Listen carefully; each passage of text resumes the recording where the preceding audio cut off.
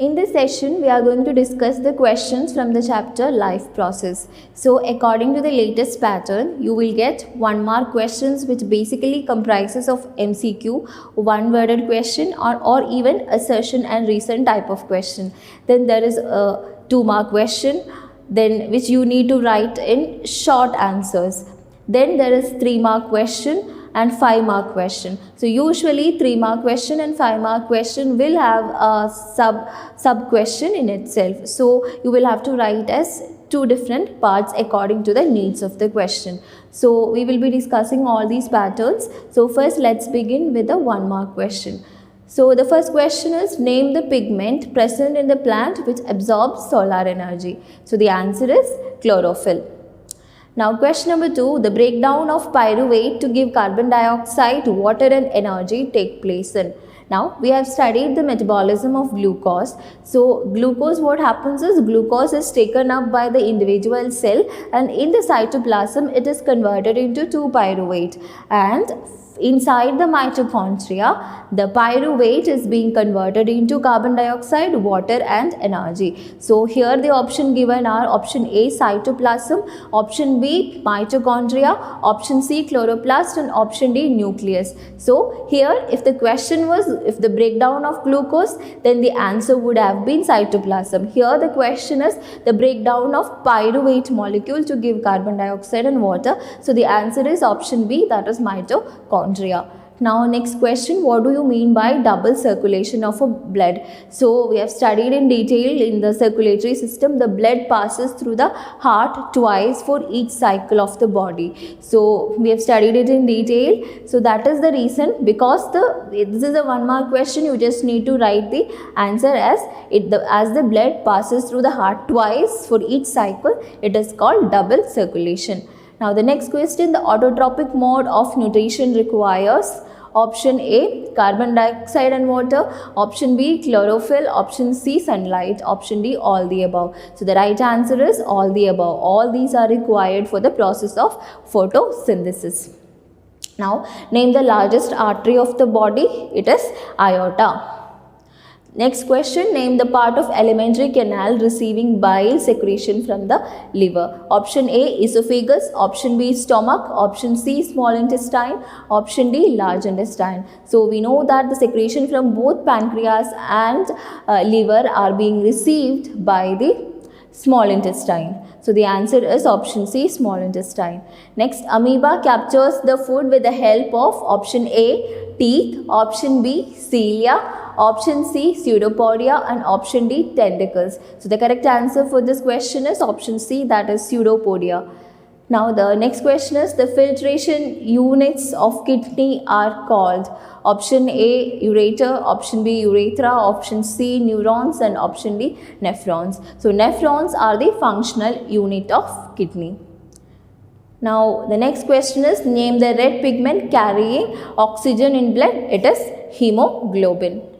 So which of the following blood vessel contains only deoxygenated blood? So we have studied that usually the arteries carries oxygenated blood and the veins carry deoxygenated blood, but there is one exception for both. Like pulmonary artery is that artery which carries deoxygenated blood, and pulmonary vein is that vein which carries oxygenated blood. So here in the question it is asked, which of the following blood vessel contains only deoxygenated blood? So option A is pulmonary vein, option B is pulmonary artery, option C is capillary and option D is aorta. So here the right answer will be pulmonary artery. We have studied that is the only exception with respect to arteries. Usually arteries carry pure or the oxygenated blood. Now the next question is, trachea do not collapse when there is not much air inside because option A it is thick and muscular, option B having cartilaginous rings, option C it has valves and option D supported by larynx. So we have also explained this, we have also studied that because trachea has cartilaginous rings in order to prevent it from collapsing when there is no air inside. Next question, the process by which blood is cleared of metabolic waste in case of kidney failure is called. Option A, artificial kidney. Option B, dialysis. Option C, transplantation. And option D, filtration. So here both the option A and B can be correct, but the more correct answer will be dialysis. So the process is called dialysis and it is also called artificial kidney. So the more correct answer will be dialysis.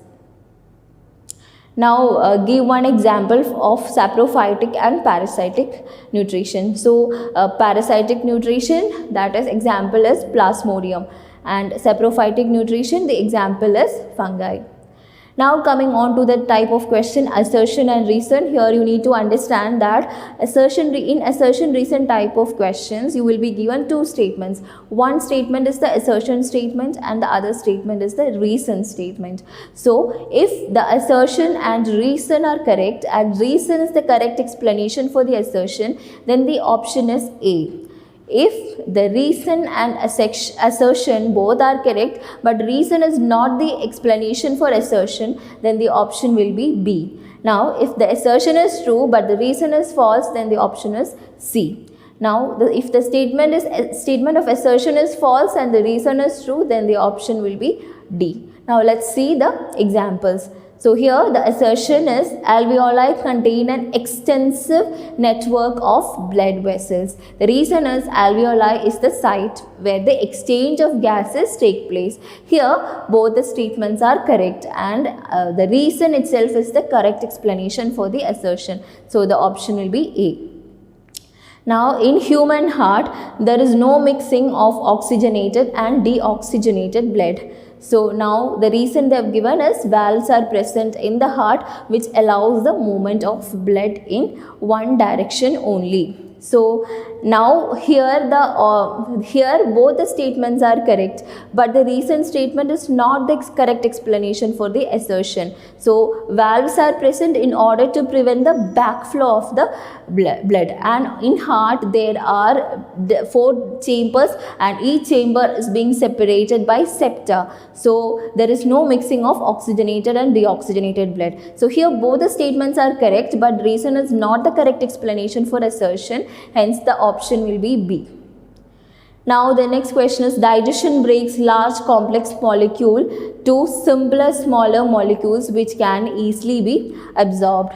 Now digestion is necessary for absorption of all molecules. So here the very word all makes the reason statement wrong, because in our alimentary canal there are certain substances. For example, vitamin B12, this is absorbed as it is. The vitamin B12 component from our food is absorbed as it is, and also water is also absorbed. So what happens is, not all molecules need digestion for absorption, but yes, most of the molecules like the proteins, fats, carbohydrates, etc. needs the process of digestion for the absorption. So here the first statement, that is the assertion, is correct, but the reason is wrong. Hence the option will be C. Now the next question, hemodialysis can save life of patients with kidney failure. The reason statement is waste products like urea can be removed from the blood by hemodialysis. Yes, the answer is A only, because we know that the artificial kidney or hemodialysis helps in the removal of the nitrogenous waste from the body.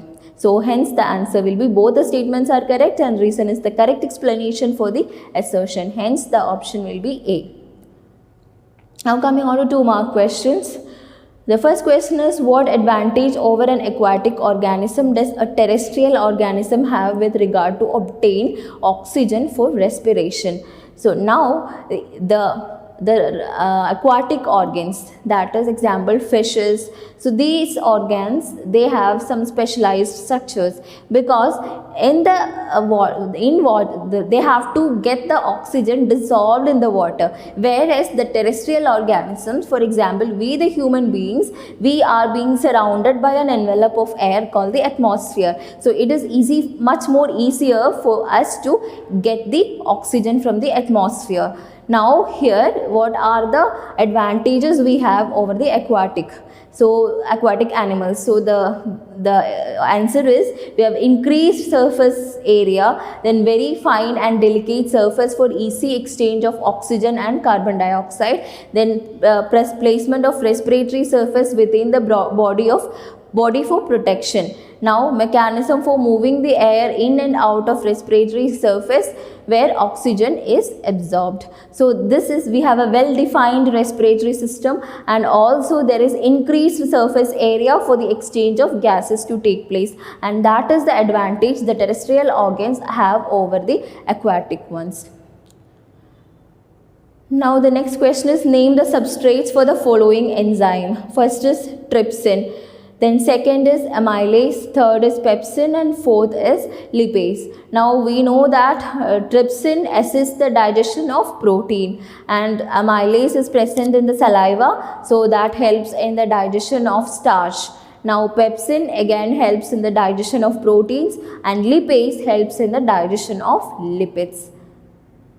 Now what is villi and what are its functions? Now villi is finger-like projection present in the inner lining of the small intestine. So now what are their functions? They increase the surface area for the absorption of digested food in the small intestine. Now state two vital functions of the kidney. So kidney maintains water balance in the body tissue. It also controls the calcium levels in the blood to maintain healthy bonds. Now what is the role of diaphragm during inhalation and exhalation? So diaphragm, what it does is it changes its shape during inhalation and exhalation, and increases and decreases the volume of the thoracic cavity respectively. So this causes the entry and also expels out the air from the lungs. Now coming on to 3-mark question. So the first question is, discuss the major steps involved in the process of nutrition in human beings. So in the process of nutrition in human beings, it basically involves 5 steps. The first step is ingestion. So ingestion means intake of food through the mouth. Now the next step is digestion. Digestion is the breakdown of complex food material into simpler ones in the alimentary canal with the help of mechanical as well as chemical process. So I have explained that the mechanical process is called the peristaltic movement, and the chemical process is assisted by a number of enzymes. Now after digestion then comes absorption. So digested food is absorbed by finger-like projections called villi, which is present in the small intestine. Now after digestion there is assimilation. So assimilation, the absorbed food reaches into the respective cells through blood and is utilized for energy, growth and development. And the last step is egestion. The undigested food from the small intestine is passed into the large intestine and is finally thrown out by the anus. So it basically involves these 5 steps. That is ingestion, digestion, absorption, assimilation and egestion. Now coming to the next question, what do you mean by lymph? Mention its function. So lymph is a fluid present in the spaces between the cells in the tissue, or it is otherwise called tissue fluid. Now what are the functions of lymph? Lymph returns the tissue fluid from the intestinal spaces into the blood. So I have explained that in the arteries the blood is pumped with so high pressure that there are chances for some components, especially the plasma components, not the cellular components, can come out. So these are actually collected by the lymphatic system. So lymph helps in the return of tissue fluid from the interstitial spaces into the blood. Now there are lymph capillaries in the intestine which helps in the absorption of fats. Then it also collects waste products like carbon dioxide and other waste metabolites from the tissue.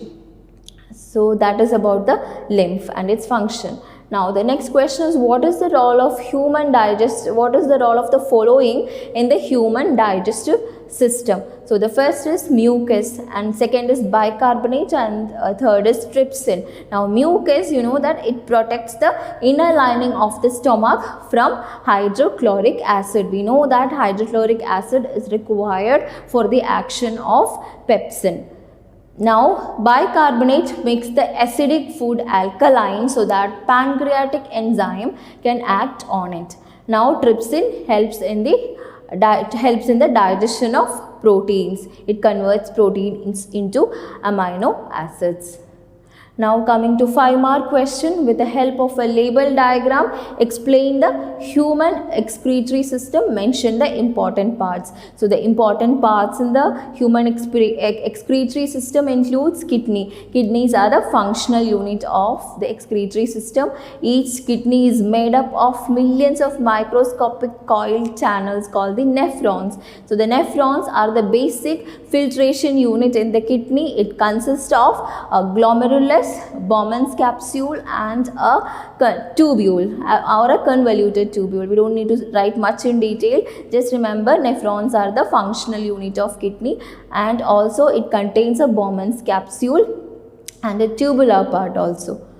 Now there is ureter. Now waste comes out of the kidney into the ureter, and then the ureter pours it into the urinary bladder, and then finally it is excreted out through urethra. And you need to draw a very neat and labeled diagram of the excretory system showing the kidneys, ureter, urethra, and the arteries also. The arteries are called the renal artery. So anything connected with kidney, we call it renal. So we have renal artery and renal veins. The artery is always represented in red color and vein is represented in blue color. But don't think that arteries are red in color and veins are blue in color. Not like that. But for the purpose of understanding, we color the arteries as red and veins as blue. Now the next question is, with the help of a label diagram, discuss the mechanism of respiration in human beings. So you have to draw a neat and label diagram. Nasal cavity showing the trachea, the lungs, bronchioles, bronchus, all that, and finally it ends in the alveoli. And you have to explain also breathing, and breathing is the mechanical process, whereas respiration is a chemical process. So breathing is taking in oxygen and expelling of carbon dioxide. So it involves inhalation. So inhalation is the intake of oxygen. It occurs due to the contraction of muscles attached to the ribs. So this lifts the ribs and flatten the diaphragm, which increases the volume inside the thoracic cavity. Hence the pressure inside the thoracic cavity decreases and air rushes inside of the lungs. Now during the time of exhalation is a process of expelling out of carbon dioxide. It occurs due to relaxation of muscles attached to the ribs, and diaphragm comes to its normal shape, that is the dome shape. Now this decreases the volume of the thoracic cavity and decreases the air pressure, and expels out of the air gets expelled out of the lung. Now there are other processes also taking place. There is exchange of gases take place between the alveoli and the surrounding blood vessels, and also there is transportation of gases happening in the blood through a pigment called hemoglobin. And finally there is this oxidation of food, that is breakdown of glucose molecule to produce energy, that happens in the mitochondria. Now next question is, draw a neat label diagram of human heart. Describe double circulation in human beings. Why is it necessary? So here is the diagram of heart. So the double circulation in human beings, we have studied it in detail. The heart consists of two chambers. There is the right atrium, right ventricle, then the left atrium and left ventricle. So the impure blood or the deoxygenated blood from different parts of the body is carried by the veins or the inferior vena cava or the superior vena cava. From the upper part it is carried by the superior vena cava, and from the lower part it is carried by the inferior vena cava. So this is being poured into the right atrium or the right auricle. Then from the right auricle there are certain process contraction happening and the blood reaches the right ventricle. So from the right ventricle the blood is taken by the pulmonary artery to the lungs. So in the lungs what happens is the blood is purified, and this purified blood from the lungs is carried by pulmonary vein to the left atrium or the left auricle. Then from the left auricle, when it contracts it reaches the left ventricle, and from the left ventricle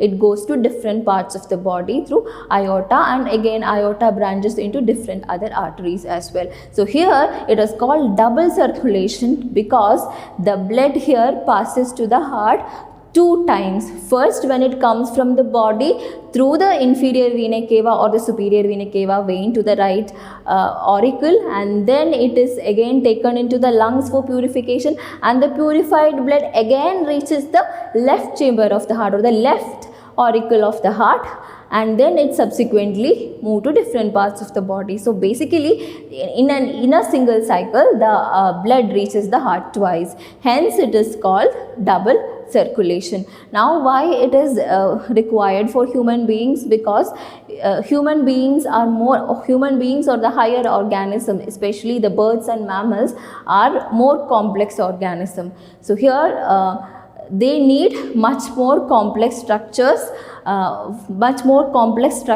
to facilitate the transport of oxygen or the blood. So that is why the significance of double circulation. So we have a complex structure, complex body structure, hence we need a well defined circulatory system for the process to happen.